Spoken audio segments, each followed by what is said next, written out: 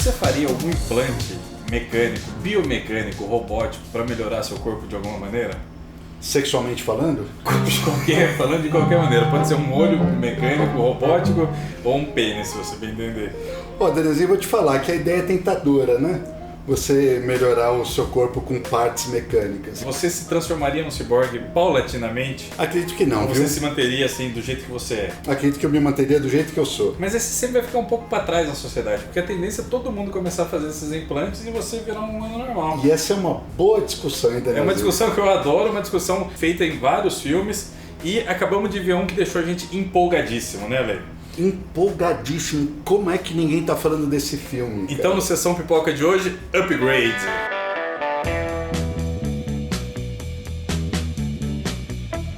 O Danielzinho, o Upgrade, ele é um filme do ano passado, de 2018. Ele estava programado para estrear aqui no Brasil no segundo semestre, mas por algum motivo não teve essa estreia e ela foi adiada para algum momento agora do início de 2019. Espero que ocorra, porque o filme é espetacular. O filme é legal pra caramba, é um puta de um filme de ação e tem muitos dos elementos que eu adoro, que me remete imediatamente aos filmes B dos anos 80. Me pareceu um filme do Carpenter, do James Cameron, sabe? Início de carreira, início sim. de carreira, Uhum. umas paradas mais legal, assim, meio terrorzão, meio trash, sabe? E você falou sobre a questão do ciborgue, né? Essa ideia de ciborgue ela é utilizada muito na literatura, nos quadrinhos e no cinema.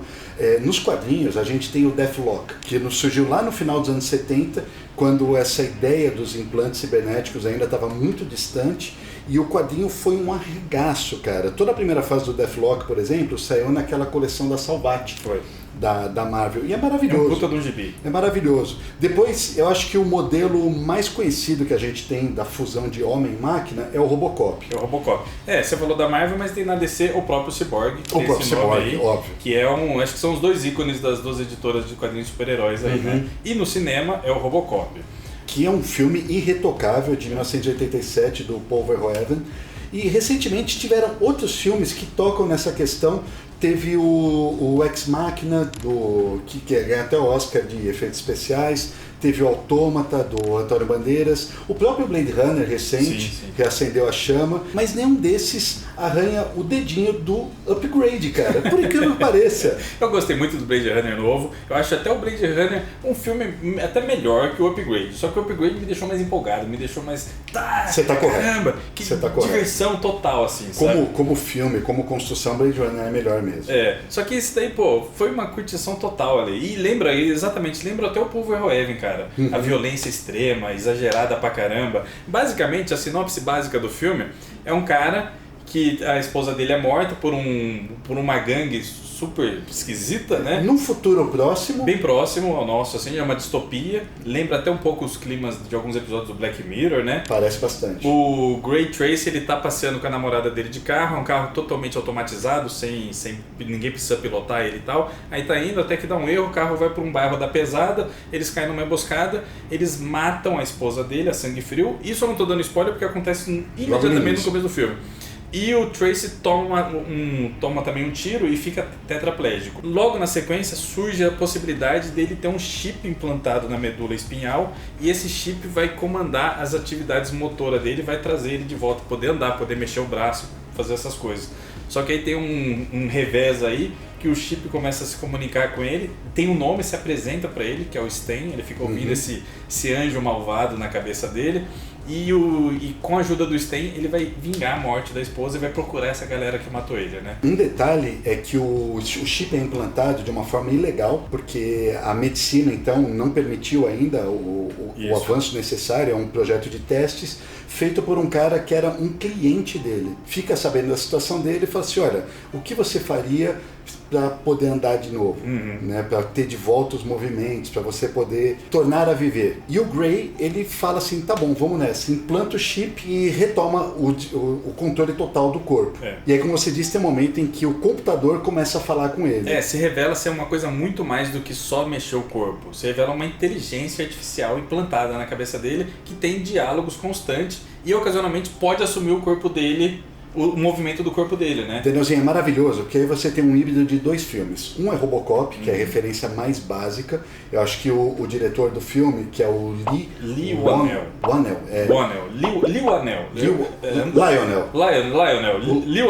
Lionel, isso. Acho que funciona. Vamos chamar de Lionel. O diretor do filme, ele devia estar com o Robocop debaixo do braço o tempo todo. E é um diretor conhecido, cara.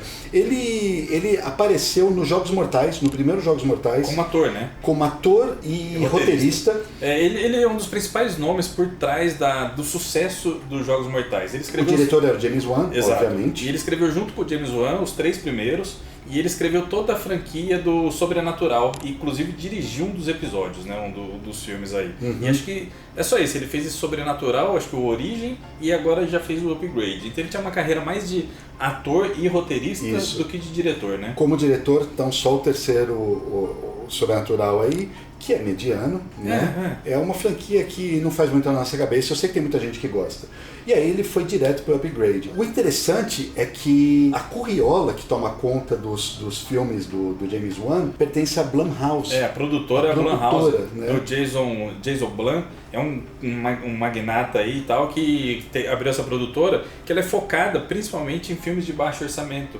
Só que ele conseguiu fazer fortuna e hoje em dia é uma das produtoras de terror mais rentáveis do mundo, cara. Ela surgiu em 2007 e foram mais de 150 produções. Porque você pensa, ó, Atividade Paranormal... Tem o Corra, tem o... o Corra foi de maior sucesso, acho que eles ganharam o primeiro Oscar com o Whiplash, só que o Whiplash não é terror, mas tem toda essa franquia que a gente falou do Sobrenatural, tem a The Purge, a franquia deles os também. Os filmes novos do Shyamalan, Fragmentado saiu por eles, o Vidro vai sair também. Isso. Produtora fazendo muito dinheiro. Então é um puta de um sucesso, né? Todo mundo já ouviu falar desses filmes aí, A Entidade, tem um puta de um filão de terror comandada pela Blumhouse. Que também é a produtora desse Upgrade.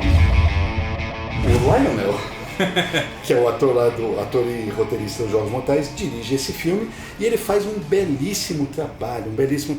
E ele chamou um protagonista, cara, que a princípio parece um Tom Hardy genérico. Parece, é o Logan Marshall Green. Eu só vi esse filme com ele e aquele The Invitation. Um filme de terror. Tinha até na Netflix um tempo atrás aí, que eu achei legal, é um filme legal. Filme bacana. E eu na hora eu pensei, nossa, parece muito Tom Hardy. E aí agora, quando eu vi o trailer a primeira vez, eu vi assim, ator, eu falei, nossa, o Tom Hardy fazendo outro filme. Aí depois só que eu fui reparar que é esse cara aí. Pô, ele foi o Shocker no filme novo do Aranha. Exato, fez uma participação. Uma participação aí, né? Lá, um ator bacana. E parece que ele é um Tom Hardy genérico e tudo vai correndo, normalmente o cara não compromete, mas não brilha até ter a primeira cena de luta. Puta que eu pariu. Se o filme não te ganhou até o momento dessa cena... Não, eu tava assim ali, eu fui assistindo o filme e falei, tá...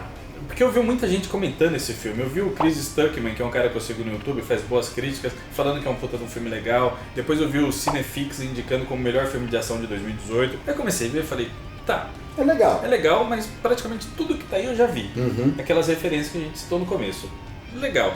Pô, até a referência tipo de se vingar a morte da esposa é uma referência clara aos filmes do Charlie Bronson lá, né? Desejo de Matar, essa franquia aí. E como eu disse, o filme faz referência a 2 clássicos, um Robocop e o outro é o computador conversando com ele o tempo todo, que é 2001. Tem uma cara do Hall 9000 aí, né? Mas enfim, aí eu fui assistindo, tá legal, tem boas ideias, mas eu já vi tudo isso, até a primeira luta. Na primeira luta, bicho, correndo o risco de dar um spoiler aí, o Sten, que é essa inteligência artificial que ele tem, né, assume o controle do corpo. Porque o Gary tá lutando com um cara que é um ex-militar e tá tomando um preju. Tá tomando um preju violento, cara. Porque ele não era um lutador, ele não era nada, ele era só um mecânico, né, cara? E é até legal isso daí também, essa dicotomia no filme, porque ele era um cara que, como a gente brincou lá no começo, ele não gostava muito da tecnologia, ele não fazia esses implantes. Ele consertava carro antigo. Ele consertava carro antigo, era um mecânico das antigas no mundo futurista, né? E aí ele tá tomando uma sova desse ex-militar aí, que era da gangue que matou a esposa dele, até que o Sten assume o controle. E aí você tem uma direção sensacional, que já começa a mostrar, é uma câmera que fica focada em todo o movimento que a pessoa faz. Então você tá o tempo inteiro dentro, você tá acompanhando, vendo a ação, você tá vivendo a ação junto com eles. Acompanha assim, né? O cara levanta um pouquinho, a câmera levanta. levanta, o cara vem um pouquinho, ela vem e tal. E a atuação do Logan Marshall Green, que ele consegue fazer um negócio sensacional, que é atuar de duas maneiras. Ele atua com o rosto como humano e atua o corpo como um ciborgue, né, cara? O corpo fica inteiro durão fazendo os movimentos, e o rosto dele tem surpresa. Surpresa, isso. Porque o rosto tá desesperado, tipo, ele perdeu o controle do corpo, ele tá desesperado e o corpo fazendo outra coisa. E o rosto olha. Essa cena é tão bem feita, porque o Stan, ele é implantado aqui na coluna. Então ele só tem controle do pescoço para baixo. Tem uma cena que o militar vai dar um soco no rosto dele e ele não tem controle sobre o rosto. Então ele pega com a mão e tira a cabeça da frente, tem momentos assim que o corpo vai primeiro, sai o corpo correndo e a cabeça vai depois, né? Muito bom. É muito boa, a cena é coreografada, assim, a maestria é sensacional. Até agora, no filme tinha mostrado certa violência, mas não tão violenta. Não tão violenta. Chega uma hora aí, bicho, que o cara corta a mandíbula do inimigo assim, abre a cabeça inteira. E é uma cena de terror trash dos anos 80, total, né, bicho? Total. Pesadão, assim. Essa cena, você falou como a câmera acompanha o personagem. O diretor, o Lionel, ele teve a ideia de colocar um celular dentro da roupa do ator e parear ele à câmera, de modo que ficasse tudo digitalizado, para seguir os movimentos o máximo possível. Então, foi feito digitalmente pareado, para não perder nada. Quem faz isso, que é um monstro disso aí, é o David Fincher. O David Fincher, ele se destacou muito no cinema, e uma das sutilezas que ele tem na filmografia dele é isso, de sempre acompanhar o movimento, assim, sabe? Ele faz isso muito bem. Tem até eu não lembro se era o Cinefix, um desses canais aí que estuda o cinema, que fala muito desse tipo de câmera aí. E aí o Lionel faz isso muitíssimo bem, cara, muitíssimo bem. E o filme, a partir daí, ele se torna frenético. Né? Frenético. E aí, no início do nosso vlog, a gente falou sobre, você me perguntou sobre aqueles aprimoramentos genéticos, eu até citei o Deathlock, o Cyborg e tal, e a gente começa a encontrar um monte de gente no filme que tem esses aprimoramentos. E fica uma doideira. Aí tem umas coisas, assim, extremamente massa velhos e meio esquisitas, tipo, os caras quiseram colocar porque ia ser legal pra cacete, tipo, os caras que colocam, tem um revólver dentro do braço, atira pela mão, encaixa as balas aqui e atira pela mão. Aí toda a gangue tem isso daí. Tem umas coisas um tanto quanto forçadas. Aí um dos pontos fracos do filme pra mim é que não tem, tirando o protagonista, não tem desenvolvimento nenhum dos outros personagens. Na verdade são dois, né? O Stan, que é o computador, e o Gray. Ah, sim, os bem desenvolvidos. Ambos são bem desenvolvidos. Mesmo o cara que faz o implante, ele é um chavão. É meio genérico, assim. E ele surge em tela, você já imagina a reviravolta que vai ter, porque ele é um vilão bem genérico, né? Mas você não imagina todas as reviravoltas que terão nesse filme. Aí tem várias reviravoltas, eu não acho um puta de um roteiro nem nada assim, e tem isso, essa peca por não aprofundar na maioria dos personagens, mas em compensação a diversão é muito garantida, cara. Muito garantida. Tem uma cena, galera, que ele entra num bar tetraplégico, ele entra no bar intimo, o bar inteiro. Essas coisas do massa velho, além dos caras meterem o revólver dentro do braço lá, tem esse bar tosqueira, tipo, muito clichê dos motoqueiros, né? Um bar cheio de caveira, cheio de não sei o que, todo escuro. Mas como você disse, é um filme, a sensação de ver um filme anos 80, né? Exato. Totalmente isso, cara. Eu não vejo a hora que esse filme seja realmente lançado aqui, merece um lançamento no cinema. E as pessoas têm que falar mais sobre esse filme, porque ele tem tudo pra virar um clássico cult. E é um dos grandes filmes de ação aí do ano passado, né, cara? Eu acho que junto com Missão Impossível Fallout, que eu achei um puta de um filme de ação Filmaço também. É os dois melhores, cara, que eu me lembro, assim, sabe? Com certeza, tirando os filmes de super-herói, tipo Pantera Negra, algumas coisas assim, né? Filme de ação, que tava faltando uma ficção científica dessa, né? Nos nossos tempos modernos, cara. E a gente ficou falando de ação aqui, só que vocês viram que a gente falou terror B, a gente falou ficção científica, porque o filme tem tudo isso, né? Ele não extrapola muito, não aborda muito, não estuda muito a questão da tecnologia naquela sociedade, ele não faz grandes divagações filosóficas, nem nada disso. Ele mostra aquele cara se vingando pesado e te dá um mundo e você entra naquele contexto por conta da ação, por conta do que ele mostra aos poucos pra você, né, cara? Perfeito, análise perfeita. Perfeito, eu concordo 100%. É bem legal, assim. Pô, foi uma surpresa. E outra coisa que é um mérito do filme, cara, ele é um filme de baixo orçamento e não parece em nenhum momento que é um filme de baixo orçamento. Verdade. Sabedoria da produção aí, da direção, né? Você tá inserido naquele mundo lá, eles usam os efeitos especiais ocasionalmente, não tem nada muito grandioso e tal, só que é tudo bem colocadinho, você acredita naquela cidade, você acredita naquele cenário, você acredita naquelas implantações nas pessoas. Não parece tanto um filme de baixo orçamento, né? É um cara que sabe trabalhar com o budget que ele tem, né? A gente vive num mundo em que todos os filmes que estão lá em primeiro lugar na bilheteria é tudo mastodôntico, né? Orçamentos enormes, colossais, e tem que render trocentos milhões de dólares também. E aí vem uma produtora como a Blumhouse e fala, gente, não precisa de tudo isso, cara. Vamos retomar as origens aí, vamos fazer coisas mais baratas e mais funcionais. Eles fazem uns filmes como o Whiplash, que é maravilhoso, como Corra, que é maravilhoso, e todas essas outras franquias, cara. Pô, vamos retomar as raízes do cinema, eu concordo com eles. Nem tudo tem que ser sei lá, Steven Spielberg. Exatamente. Outras referências que me vieram à cabeça enquanto eu assisti o filme foi ao Homem de 6 milhões de dólares, que é um clássico, né? E lembra do Super Máquina, que ele ficava falando com o carro o tempo inteiro? O Kit. Então, a inteligência artificial do carro me lembrou um pouco o Stan falando com ele, assim, sabe? O Super Máquina era o David Hasselhoff, que depois fez o Baywatch. E foi o Nick Fury. Então me veio todos esses links legais na cabeça, assim, e eu me esbaldei no filme, cara. Adorei. Pô, bacana, bacanudo mesmo. E tem tudo a ver, Danielzinho. Esses filmes dos anos 80 e 70, eles previam a tecnologia de uma maneira e a tecnologia meio que mudou, né? A Super Máquina, por exemplo, aquele computador de bordo que ele tinha, é uma reminiscência do que foi previsto lá em 2001, né, com o HAL, é uma reminiscência, e a tecnologia foi tomando outros rumos, né? Hoje em dia, quando você pensa em um computador hipermoderno, você não vai pensar ele como ele era no HAL, você pensa ele de uma maneira diferente. A própria tomada das máquinas do Exterminador do Futuro, a tomada das máquinas do Matrix, talvez com o desenvolvimento digital que nós tivemos hoje, o apogeu da internet, tudo, seria de forma diferente.